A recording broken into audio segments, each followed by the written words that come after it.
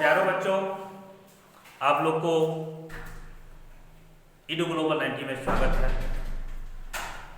मैं आप लोग के समक्ष पुनः संविधान, भारतीय राज्य व्यवस्था एवं संविधान से संबंधित एक महत्वपूर्ण वीडियो लेके आया।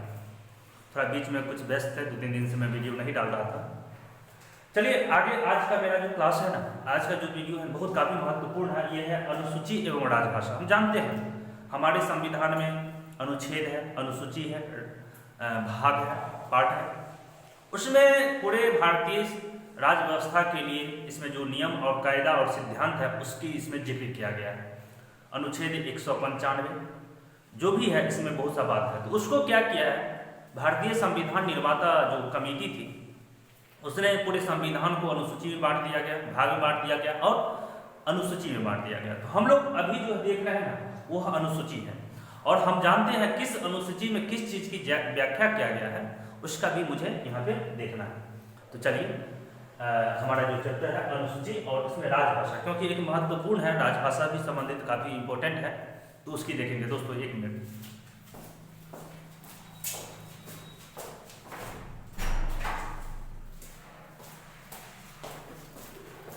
तो आइए, हम जानते हैं हमारा जो संविधान है वो 26 नवंबर 1949 को बनकर तैयार हो गया था, अंगीकृत हो गया था, आंशिक रूप से लागू भी हो गया था।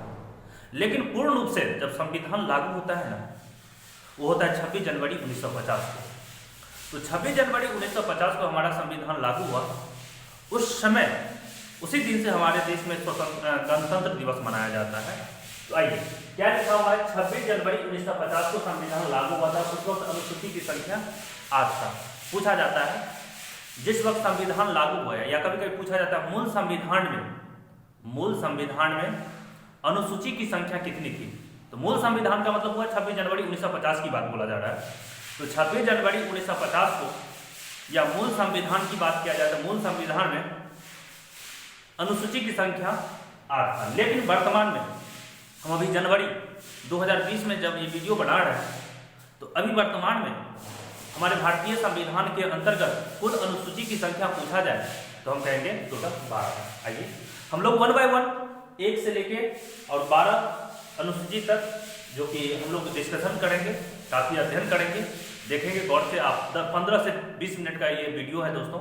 यदि आप देख लेते हैं तो कभी भी क्वेश्चन आपसे अनुसूची और कुछ भाषा से संबंधित क्वेश्चन यदि किसी भी एग्जामिनेशन में पूछा जा रहा है ना तो आपको श्योरली एंड सर्टेन एक क्वेश्चन आपको यहाँ से मिलेगा और आप बना डालिएगा। चलिए इसको स्टार्ट करने से पहले मैं पुनः एक बार और आप लोगों को कहेंगे इस वीडियो को सब्सक्राइब कीजिए, शेयर कीजिए, जितना भी आप लोग के ग्रुप में व्हाट्सएप फेसबुक ग्रुप है उसमें डालिए। आइए, अनुसूची फर्स्ट क्या कहता है। तो अनुसूची सभी राज्यों और केंद्र प्रशासित राज्यों में प्रशासनिक व्यवस्था। हम जानते हैं हमारे भारत विशाल जनसंख्या है, क्षेत्रफल की दृष्टि से 7वां स्थान है और जनसंख्या की दृष्टि से 2य स्थान है। लगभग अभी वर्तमान की बात किया जाए तो 130 करोड़ प्लस जनसंख्या हमारे भारत की है। और उसको चलाने के लिए अभी वर्तमान में 28 राज्य है और 8 केंद्र प्रशासित राज्य है। उसको चलाने के लिए कहीं ना कहीं कोई व्यवस्था होनी चाहिए, एक नियम होने चाहिए, एक सिद्धांत होना चाहिए, एक कानून होनी चाहिए। तो जितने भी चीज है तो हमारे देश में जितने भी राज्य हैं और केंद्र प्रशासित राज्य है उसकी राज्य व्यवस्था को चलाने के लिए, नियम कायदा के चलाने के लिए अनुसूची 1 में इस चीज का जिक्र किया गया। तो चलिए अनुसूची 1 सभी राज्यों और केंद्र प्रशासित राज्यों की प्रशासनिक व्यवस्था की बात किया गया है, प्रशासनिक लागू करने की बात किया गया है। आइए अनुसूची 2 में हम जानते हैं सभी प्रमुख अधिकारी जैसे राष्ट्रपति, उपराष्ट्रपति, राज्यपाल, संसद सदस्य, जिसमें लोकसभा और राज्यसभा की बात किया जा रहा है, विधानसभा का सदस्य, जहाँ जिस राज्य में विधानसभा है, विधान परिषद है, उसकी बात किया जाए, मुख्य एवं अन्य न्यायाधीश। हम जानते हैं सुप्रीम कोर्ट होती है, हाई कोर्ट होती है, इसके मुख्य न्यायाधीश और अन्य न्यायाधीश होती है। उसकी जो वेतन और भत्ता की बात किया जाए, उसकी पैसा की वेतन क्या होनी चाहिए, उसकी सुख सुविधा क्या होनी चाहिए और क्या इसका बात किया जाए, तो टोटल का टोटल अनुसूची 2 में इस चीज का जिक्र किया गया। तो समझ में आ गया होगा हमारे देश में जितने भी प्रमुख पद है, चाहे राष्ट्रपति का हो, चाहे उपराष्ट्रपति का हो, प्रधानमंत्री की बात किया जाए, मुख्यमंत्री का बात किया जाए, संसद सदस्य की बात किया जाए, विधान मंडल की सदस्य की बात किया जाए, जितने भी न्यायाधीश हैं, चाहे मुख्य न्यायाधीश या निर्वाचन आयोग की बात किया जाए, यूपीएससी काउंसिल की बात किया जाए, कैग की बात किया जाए, जितने भी अधिकारी लोग हैं उनकी जो वेतन और भत्ता की बात किया जाए ना, तो वो अनुसूची 2 में इस चीज का जिक्र किया गया है। दोस्तों आगे चलते हैं हम लोग अनुसूची 3। अब जितने भी ऊपर मैंने बताया, राष्ट्रपति, उपराष्ट्रपति, संसद सदस्य, वेतन और भत्ता की तो बात अनुसूची 2 में किया गया, और इसकी शपथ एवं नियुक्ति कौन करते हैं, कौन शपथ दिलाएंगे, किस तरह कार्यकाल होनी चाहिए, वो चीज सभी जिक्र का जो है वो अनुसूची 3 में इस चीज का जिक्र किया गया दोस्तों।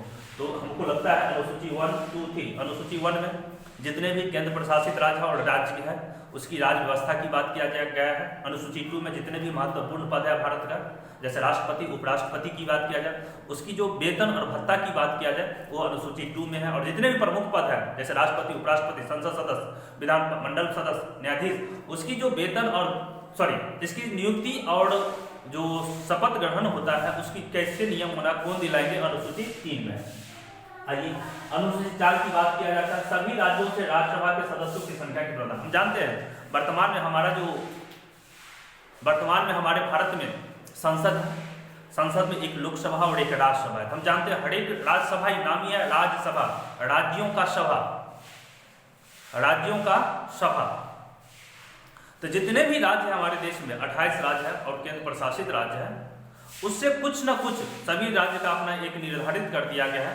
सो राज्यसभा में सीट भेजा जाए, राज्यसभा में विधान सभा के द्वारा कुछ व्यक्ति को चुना जाता है, वो लोग वहाँ पे संसद के जो राज्यसभा होते हैं उसमें वहाँ पर जाके अपना प्रतिनिधित्व करते हैं राज्य का, वह राज्यसभा होती है। तो हर एक राज्य का कुछ न कुछ सीट दिया गया है, निर्धारित किया गया है, और राज्यसभा में वहाँ से बनाया जाता है। और राज्यसभा के जो सदस्य के कार्यकाल होते हैं वो 6 साल होते हैं। तो उस चीज का जो जिक्र किया गया है अनुसूची 4 में किया गया। तो सभी राज्यों से राज्यसभा के सदस्यों की संख्या के प्रावधान जो जिक्र किया गया है वो आपको अनुसूची 4 में किया गया है, अनुसूची 4 में किया गया है। इस चीज को ख्याल रखेंगे।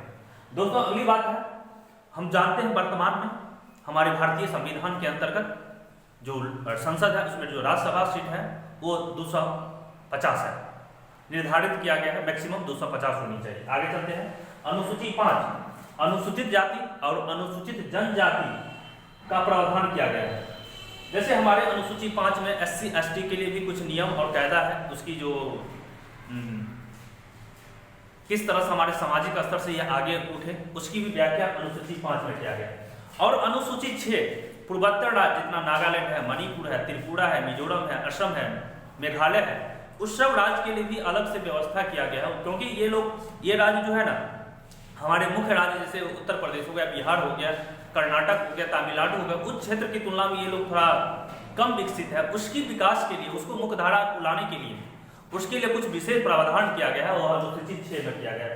तो पूर्वोत्तर राज्य के राज्यों जैसे असम, नागालैंड, मणिपुर, त्रिपुरा के आदिवासियों के लिए विशेष प्रावधान, जिस तरह से हमारे देश में SC ST को मुख्य धारा में लाने के लिए कुछ विशेष प्रावधान किया गया है, आरक्षण की व्यवस्था किया गया है, सरकार द्वारा आर्थिक व्यवस्था किया गया है, उसी तरह से अनुसूची 6 में पूर्वोत्तर राज्य के जितने नागालैंड हो गया, त्रिपुरा हो गया, मिजोरम हो गया, असम हो गया, वहाँ की आदिवासियों के लिए मुख्य धारा में लाने के लिए, उसको विकास करने के लिए, शिक्षा की, स्वास्थ्य की, आर्थिक दृष्टिकोण से मजबूत बनाने के लिए अनुसूची 6 में इस चीज का जिक्र किया गया। दोस्तों आइए ये सब काफी महत्वपूर्ण है। जैसे 3 तक हो गया। तो अनुसूची 4 सभी राज्यों से राज्यसभा में जो सीट आवंटन किया गया उसकी व्यवस्था किया गया है। अनुसूची 5 में SC ST, अनुसूचित जाति और अनुसूचित जनजाति के लिए विशेष प्रावधान किया गया है।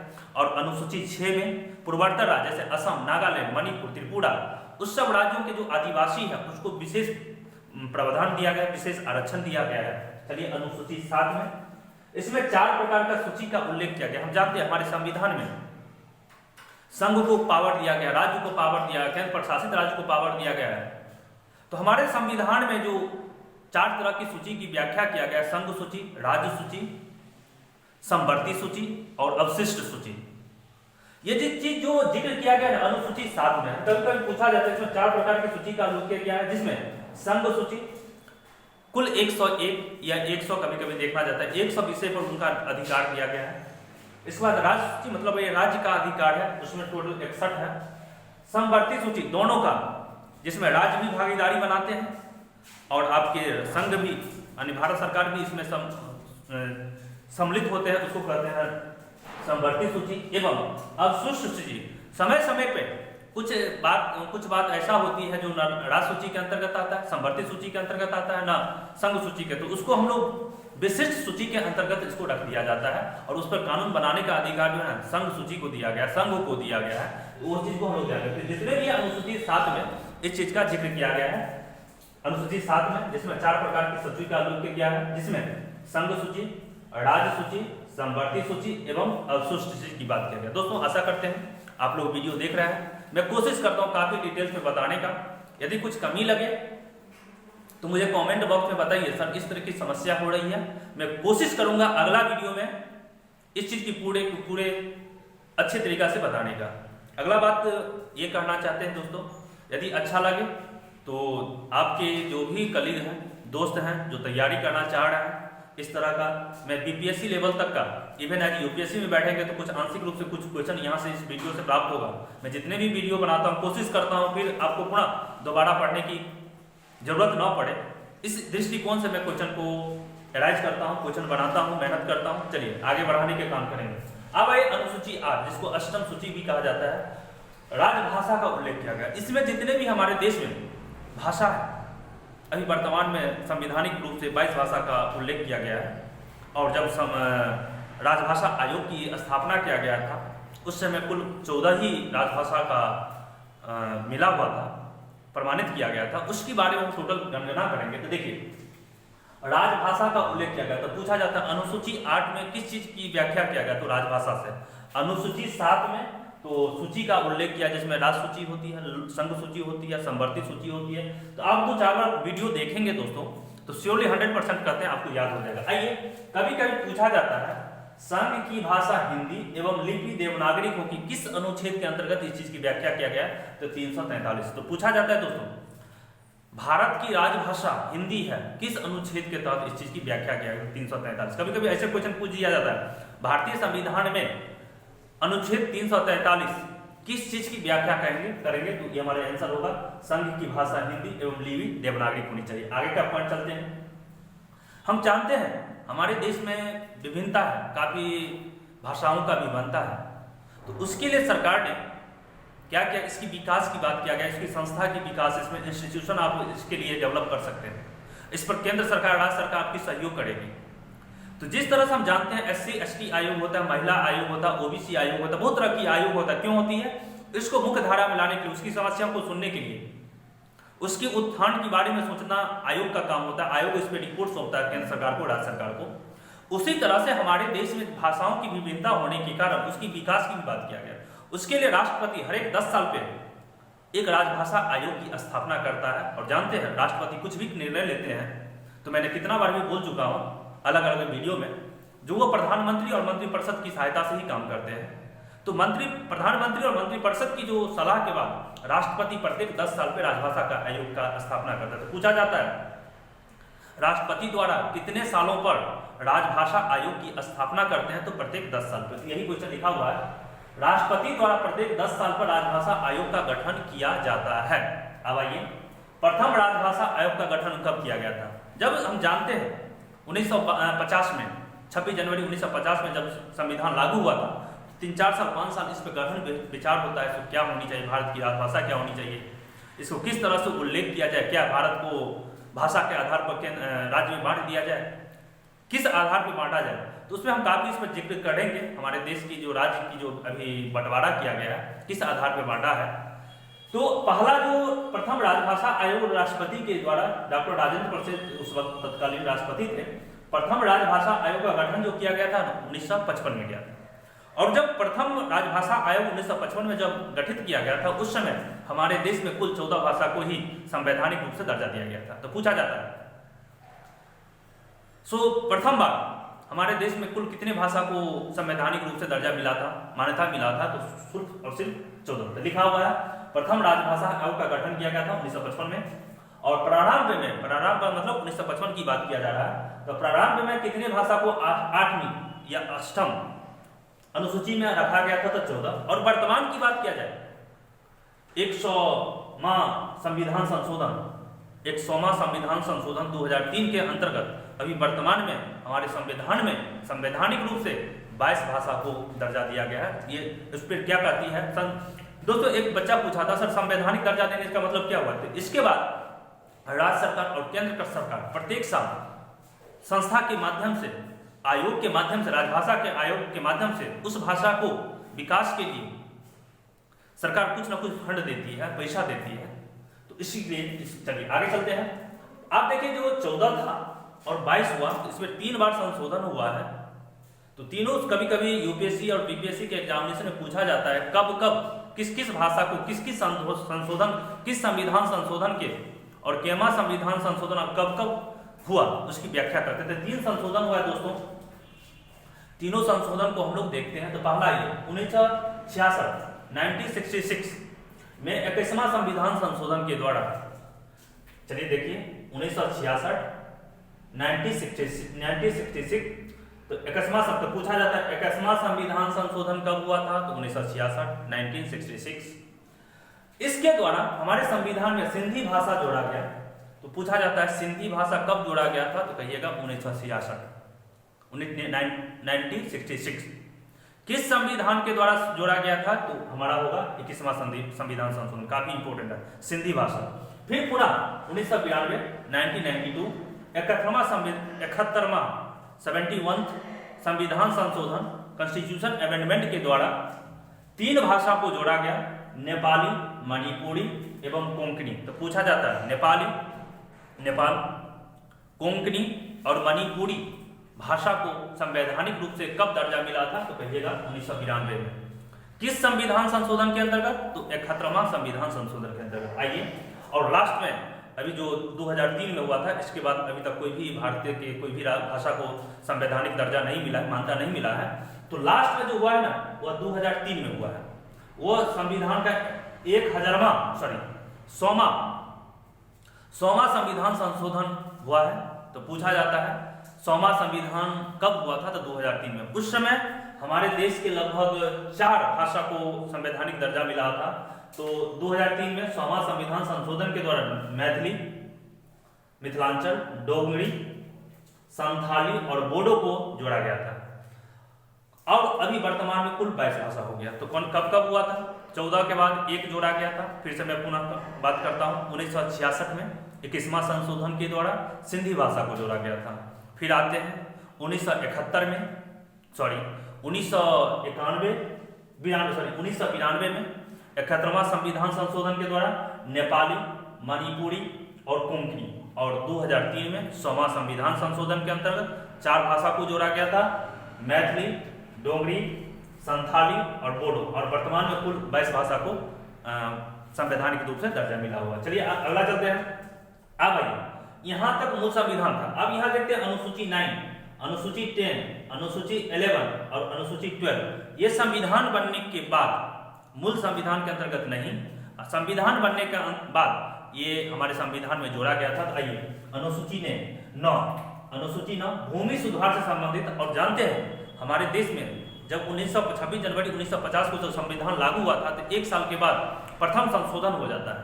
हम जानते हैं हमारे संविधान में इस चीज का भी जिक्र किया गया है। तो समय समय पर जरूरत पड़ने पर हम संविधान में संसद के माध्यम से, राज्य के माध्यम से संविधान में हम संशोधन कर सकते हैं। तो पूछा जाता है भारत में या भारतीय संविधान में प्रथम संशोधन कब हुआ था?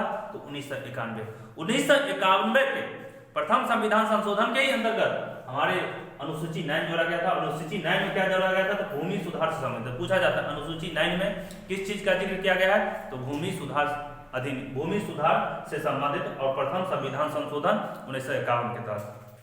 तो यहाँ से 2-3 क्वेश्चन है। कोई ऐसा क्वेश्चन है, अनुसूची 9 में किस चीज का जिक्र किया गया है? तो भूमि सुधार से संबंधित।